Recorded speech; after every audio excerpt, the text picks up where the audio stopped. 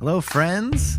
Welcome back to No Pulpit Required. I am Bryce Bowers, and I want to let you know what the future holds for this podcast.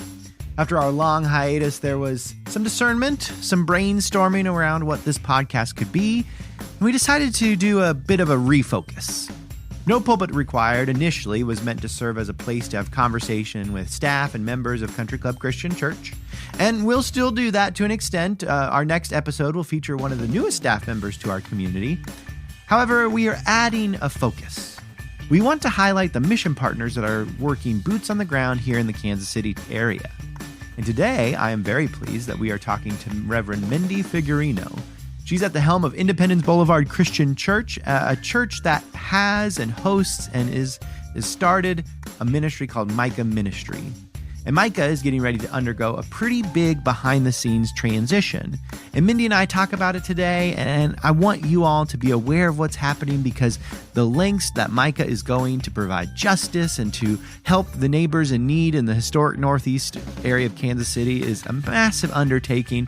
And Micah Ministry is so close to the hearts of so many here at Country Club Christian Church that I think it's worthwhile for us to spend a little time talking to Mindy about what all the transition is all about. So let's not delay and go ahead and dive right in. This is No Pulpit Required.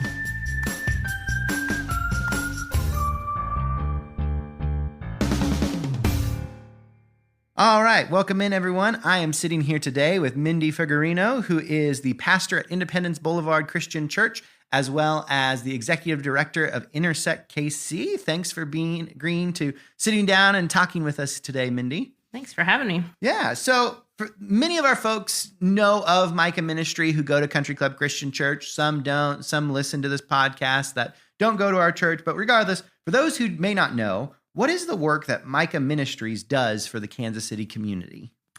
Thank you. So for 24 years, the Micah Ministry has existed here because people noticed that a lot of our neighbors were hungry. So it started with just serving meals to people and gradually grew to hundreds and hundreds and hundreds of volunteers from across the Metroplex helping to feed hundreds of people every week. So right now we're serving 500 to 600 people, anywhere from 1,100 to 1,400 plates of food in a Monday night meal. But food isn't all of it. We recognize that we don't want people coming back indefinitely forever. We want people to actually have an opportunity to thrive in their lives and not be hungry on a regular basis. So we have several things provided. They get clothing and they get hygiene bags, but they also get free medical care and access to case management and access sometimes to be signing up for job placement, training, and scholarships, and voting, and food stamps, and all of those things. But a big piece of what happens with Micah is actually building community too. So our hope is more and more that people are recognizing that they are known, that people care about them, that they're welcome, they have dignity, and hopefully build on the hope that whatever their current struggles and circumstances are, don't define them and don't define their future.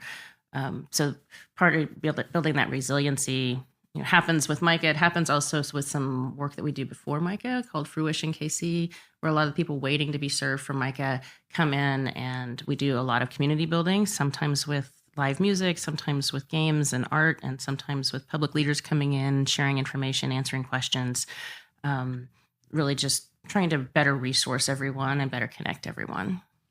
Okay, great. And so when you see folks at Micah, would you say, like, what's the demographics of people we're talking about when we think about like young, old families, what single folks, like, oh, yes. Okay. So very much all the above. All the above. We have a significant number of our folks are unhoused, but not all of them. We have quite a few regulars who have been housed. And actually the majority of our folks are employed or have regular income. But it's just really hard right now. And we were serving 500 to 600 meals every Monday night 4.5 years ago, and we're now serving, like I said, over twice that. Mm-hmm. And it's just getting harder out there. Yeah, no, understand that completely. So one organization our folks may not be familiar with, and we mentioned it when I was mentioning your job title, is Intersect KC. Right. So what is the purpose and mission of Intersect KC? And maybe a better question to start with is, how did Intersect KC come around? So when we're really thinking about how do we make sure that Micah is still here for years to come, and that other things that happen in this facility can keep happening, and recognizing this is a facility that takes some maintenance and care and all of that, but also a facility that serves the entire community through a variety of ways. We need to think about how to do that. We have a very small congregation, and thankfully Micah gave us a model in terms of look at all of these people from diverse backgrounds and everything coming together for this common shared goal. We realized, if we have a nonprofit here, we could have people from around the community who can share some ownership and leadership in what happens here, and help us to build on things that establish more beloved community, that give more resiliency for the community, that empower people forward and actually just bless and enhance life. But also recognizing that for many of the folks that are struggling, there's been often an adage that that it's their fault, right? One of the things that we've been studying and learning is that really anytime somebody is unhoused, anytime somebody's struggling in poverty, that really that's a systemic failure, not really just an individual failure. And so we wanted to start addressing that systemic reality as well. So while we're wanting to make sure this facility is building a community, we're wanting to also have it a place where people are intersecting, not just around common interest, but common cause, addressing what are the things that in our community we can pull people together around, stand together in solidarity, and help us be a better system, help us be a better community. Great. So you talk about this you've talked a lot about Micah Ministries meeting that feeding need, but also going beyond that. You mentioned not wanting folks to necessarily have to come back and rely on us on you guys all the time, and so providing that medical care, providing job placement, but also with this conversation around Intersect KC, meeting those. Some folks call it upstream issues, some people call it root cause issues. Talk a little bit about what you see. A lot of folks say, oh, we need to help people right now. And a lot of folks say, no, we need to address the root cause of problems. Where do you, as someone who's now helping, lead Micah Ministries, but also forming this other nonprofit, how do you see the interplay between those two realities? I think it's a both and I mean, I'm a pastor, but I'm also a community organizer. And I recognize that our journey is always a shared journey. As much as we might focus on individualism in our world, the reality is none of us fails or succeeds alone. And what we do impacts everybody else. So for us, like one example I can just say is last week we had a big event here. We do a lot of film screenings. We have them monthly, and they're usually featuring a film that highlights a social justice issue or a group of people that has been systemically marginalized. And we partner always, everything we do, we partner, but we partner with organizations that represent those voices. And as I was looking for those films, we found one that was on solutions to homelessness, like not just complaints about the growing rise of homelessness around our country, but here's some solutions that are actually working in cities. And so when we came across that one, we realized there was an opportunity that was not just like, let's gather a medium-sized crowd or a small crowd. Let's get, if this could actually be something where all of the people that everybody has an opinion on, the unhoused situation in our city and how much and what the solutions are.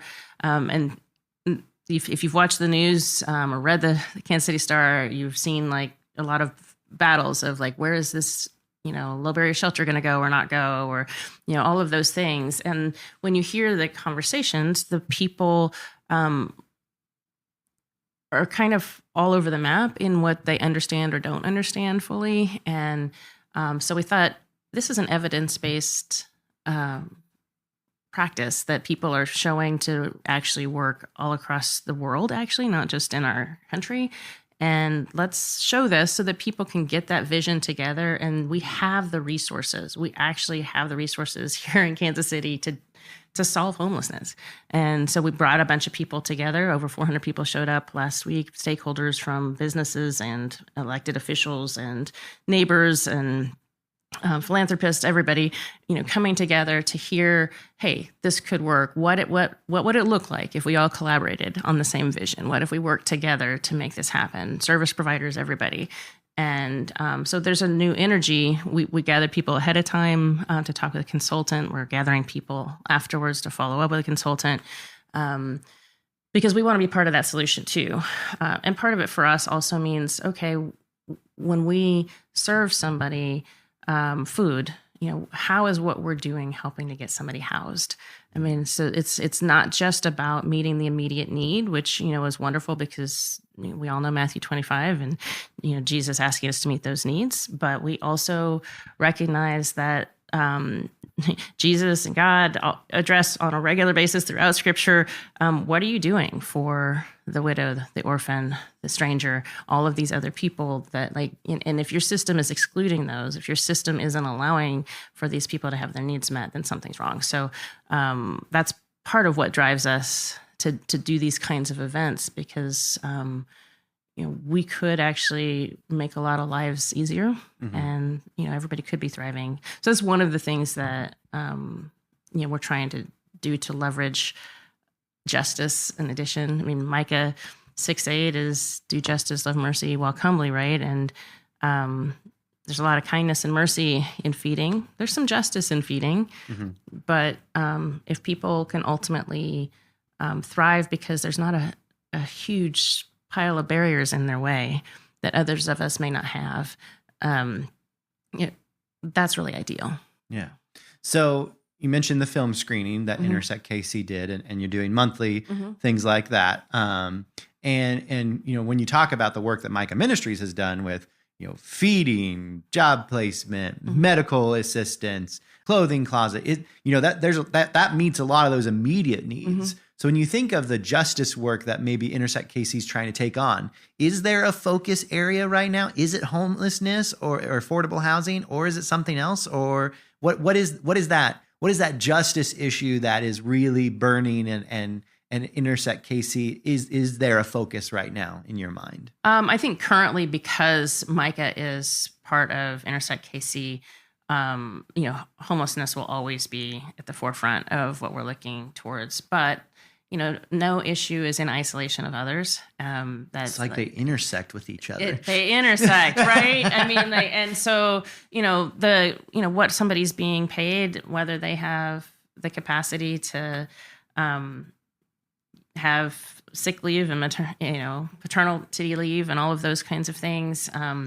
It's all of those conversations intersect with all of the people who come here. So all of it matters. We have a lot of folks that are impacted by immigration and, what decisions are made by that. And so, we are here to support people's needs being met. And some of those needs are justice needs. Yeah. So, film screenings, I mean, what are the other type of activities? It sounds like there's some conversations, hosting different, community leaders. What are the other activities that you are either hoping or are doing with Intersect KC? Right. So justice-wise, in terms of those life-transforming or community-transforming things, beyond the film screenings, we host some of the different local community organizing groups. So we've had House KC has met here. So just neighbors wanting to be helpful to, what each of us individually can do to contribute to solutions. We are now part of an interfaith housing coalition, which is trying to bring congregations and together to look at, okay, here's the needs and here's the ways that we can most effectively and efficiently leverage change for people who are unhoused. And we are like I said, kind of doing some behind the scenes things, which is me, but it's also others who are volunteers who are kind of stepping up to join in sharing our voices and showing up to city council and those kinds of things to talk about in peaceful ways and in dignifying and respectful ways, but also ways that really give voice to those who sometimes are ignored. So I know some of this might be a repeat, but and I said this in our prelude before our conversation. This idea of taking Micah Ministries and having it, for so long it's been underneath Independence Boulevard Christian Church. Now it's part of this nonprofit Intersect KC, and this expanded justice work being part of that. If I could just ask, why now? Why take this step in this time and place? I mean, that might even be just a question to ask those who called me here, because 4.5 years ago, that's a passion of mine, and I can't really separate the justice from the mercy. It's all together for me, and the congregation really endorsed that, and we talk about it in worship. We talk about it, throughout the week. This, what is going on that God would want us to be doing. Where would Jesus be moving in the midst of all of this? And so that's something that's been, I think, in the DNA of many of our members themselves, but also if a issue is getting worse, homelessness is increasing and increasing and increasing, at some point you have to say, we got to stop the bleeding. We have to do something. And so this is one of those pieces.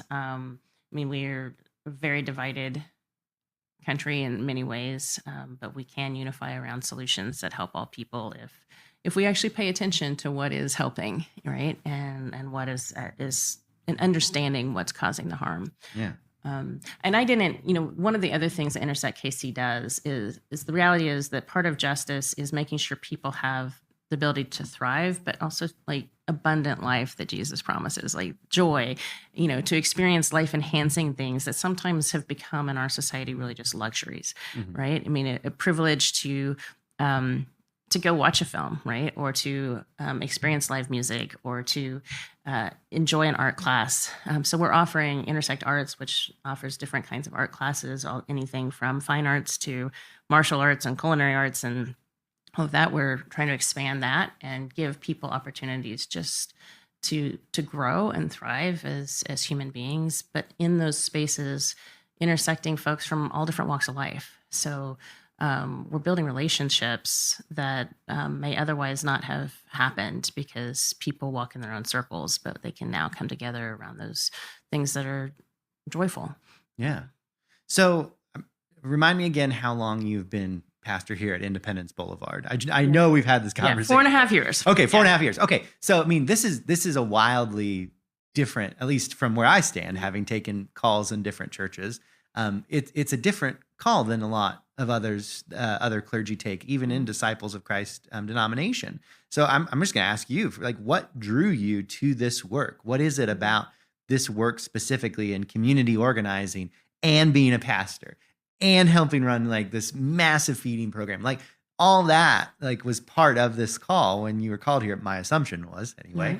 Mm-hmm. And what draws you into that work?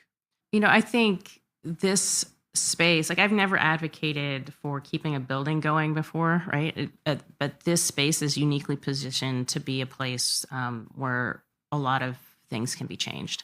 Where people's lives can be changed. They're already being changed. We even have a school here for our young men, grades 6 through 12. Again, all partners, not us running it, but that is leveraging change for kids who would be falling through the cracks in other ways.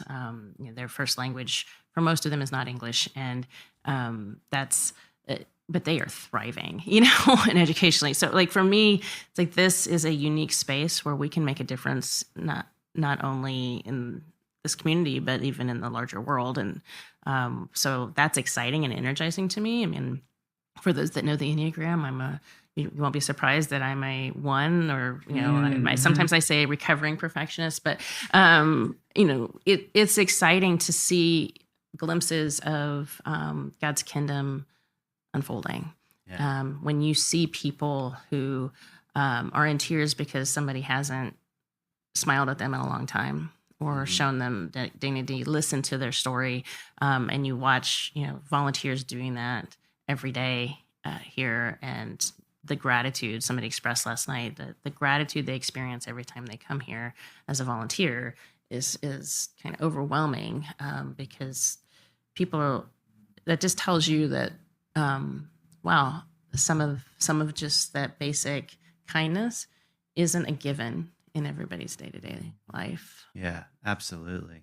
Well, speaking of that kindness and just, really kind of bringing that work down to earth, is there a story or something that you've witnessed in the last 6 months or so that really sticks out to that kindness, that goodness, all those great things that are going on in this place?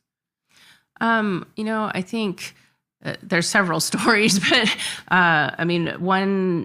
one gentleman who was just loved on every week by particularly one volunteer who always checked in on him, always was asking how he's doing. And some people are aware he went 18 months with a job and no housing, and he's never used any chemicals. He's never committed any crimes.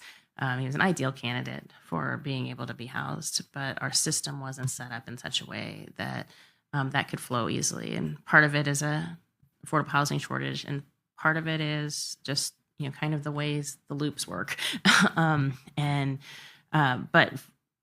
him coming back every week because this was a place that he found strength and support, and he found that strength and support largely through Care Beyond the Boulevard's case managers, and but a community worth of other providers working together to collaborate to finally put all the pieces together, and it made it work for him. And there's another gentleman that was sleeping on our steps for several weeks and had some physical challenges and other things, and it took actually the collaboration of not only Care Beyond the Boulevard, but these other service providers, regular kindness from our volunteers, all of those things to ultimately get him to a space where he can thrive. And their gratitude for being able to stay there and continue to move towards their goals. It shouldn't be that hard, and yet, like I said, we have the resources, we have the people that care and want to do something about it, but seeing, it's when that collaboration happens that some of those barriers can be overcome. So, nice. So, many of our folks volunteer with Micah on a regular basis. Is there any changes to operations they should expect with the nonprofit changeover, or are things pretty much business as usual for those who come and help? What are you seeing? Or most people who volunteer are not going to see a lot different, other than they're going to hear us talking about how Micah is under the umbrella of Intersect KC. If people are donating to Micah, currently they can continue to donate to the Micah Ministry. They can donate to currently Independence Boulevard Christian Church with the Micah Ministry and the memo, or that kind of thing. But once we're waiting for the IRS to officially stamp us as a 501c3. Once that happens, the money will transition to being under Intersect KC's financial portfolio, and so we'll then be asking people to put Intersect KC with the memo of the Micah Ministry, or gotcha. or Intersect Arts, or whatever it is that somebody's wanting to support. That is the main shift. But we will make a very public announcement about that. And of course, if it went to Independence Boulevard Christian Church, we would certainly make sure that got to the right place. It's not going to be lost in any way. It's all going to go where it needs to be. But that's the primary change that'll happen. Great. So just before we wrap up here, if you had one message for the people who listen to this podcast to take away from our conversation, what would that message be? We're a community. We are intended and always have been, especially as people of God, to be a community. And, what we do impacts other people. And, the more we choose to love others, the more we choose to love others, not just in our action, like I'm going to serve this food to them, but love others in considering, what kind of world do I want to live in? And what kind of community do we want to build together? And so, just remembering that we're a community. And so somebody's thriving is a community success, and somebody's struggle is a community failure. And we want to be a community that thrives. That's what the kingdom's about. That's what the beloved community is about. So awesome. So tell folks if they want to get involved, whether it's serving with Micah or with Intersect KC, where they can go and find that at. So intersectkc.org, you can find some of that on. Currently, you can still find it online at the church's website as well. That has the Micah Ministry. There's a Jot Forum sign-up sheet that you can sign up for. And you can always just give us a call. The number's going to be, the phone number's the same for the church and Intersect KC. So, a lot of our staffing is the same. So, just reach out, and we would love to hear how your passion can connect with ours. So. Awesome. All right. Well, thank you so much, Mindy. Thank you. First off, big shout out once again to Reverend Mindy for being our guest today. And I think it's absolutely wonderful the steps that Micah Ministry and Intersect KC is doing to bring wholeness to the Kansas City area. A little behind the curtain, Mindy and I actually spoke for an additional hour or so after we were done recording about some of the exciting initiatives that Intersect KC is coming alongside community leaders and stakeholders, both public and private, to really help provide this path to self-sufficiency for people. And for me, this idea of both providing for immediate needs, the food, the clothing, the medical care, the job placement, along with also working on the hearts and minds of those in power to bring lasting change to people's lives, friends, that's what walking the walk of faith is truly all about.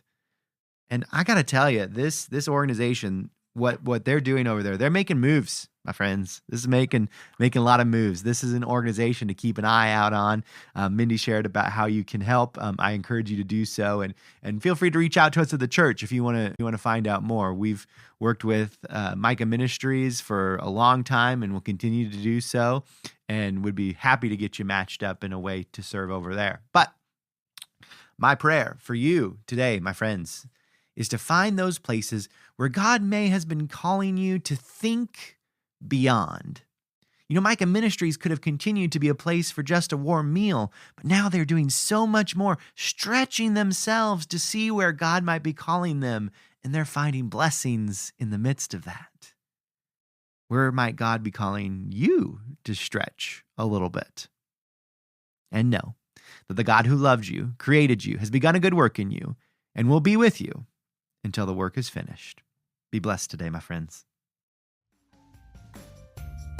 Thank you for listening to No Pulpit Required. Our producer is Dan Warnicki.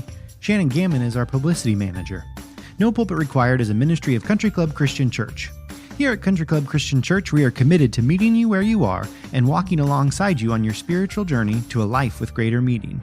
Find out more at cccc, that's 4 C's, kc.org. The views expressed in this podcast are of the individual and not necessarily the views of Country Club Christian Church.